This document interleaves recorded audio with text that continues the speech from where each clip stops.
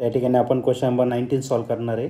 तर question number 19, if oxygen molecule has RMS velocity c metre per second then RMS velocity of hydrogen molecule will be. तर ऑक्सिजनचा RMS speed c इतका असेल तर हायड्रोजनचा RMS speed किती असेल ते आपल्याला या ठिकाणी विचारलेलं आहे.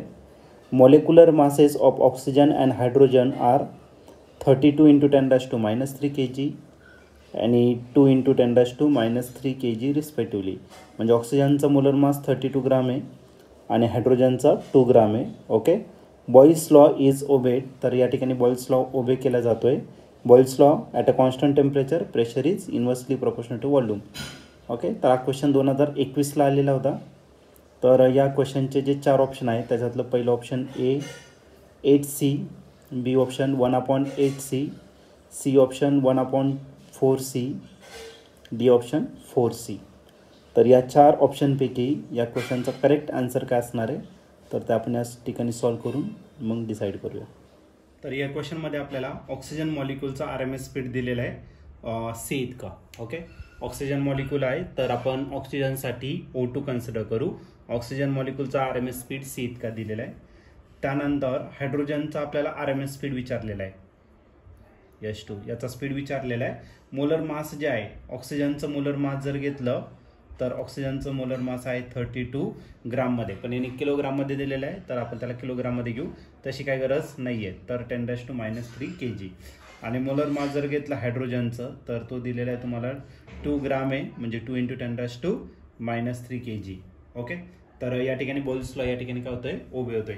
CRMS जर घेतला तर CRMSचा जो फॉर्म्युला आहे तो आहे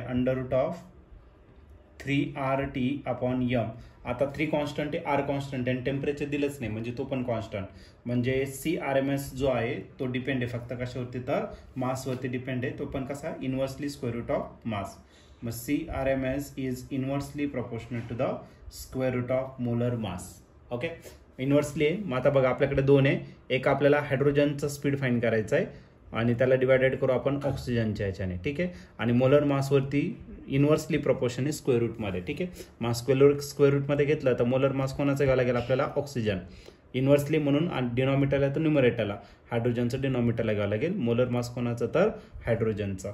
तर स्पीड आपल्याला फाइंड करायचा हायड्रोजनचा तो तसाच असू द्या. ऑक्सिजनचा RMS स्पीड जो आहे तो किती आहे तर c इतका. मोलर मास जो ऑक्सिजनचा तो किती आहे 32 आणि हायड्रोजनचा किती आहे तर 2. ते 10⁻³ मी काही लिहित नाही, ग्राममध्येच दोन्ही आहे तर काही गणवायची गरज नाही आहे. 2 ने जर याला डिवायडेड केलं तर 2 × 1 216 किती झाला 32. मग हायड्रोजनचा स्पीड डिवायडेड बाय c राहिला √16. आता 16 कशाचा स्क्वेअर रूट आहे तर 16 आहे तुमचं 4चं. मग हायड्रोजनचा RMS speed is equal to 4 आणि असं इकडे डिवायडेड इकडे काय होणार तर मल्टिप्लाय. मग हायड्रोजनचा जो RMS स्पीड आहे तो किती असणार तर 4c. आणि या ठिकाणी ऑप्शन जर तुम्ही चेक केलं तर या क्वेश्चनचं जे ऑप्शन आहे तर ऑप्शन नंबर डी या ठिकाणी करेक्टली मॅच होतोय. ऑप्शन डी म्हणजेच काय तर 4c. मग हायड्रोजनचा जो RMS स्पीड आहे तो किती असणार 4c इतका असेल म्हणजेच ऑप्शन डी.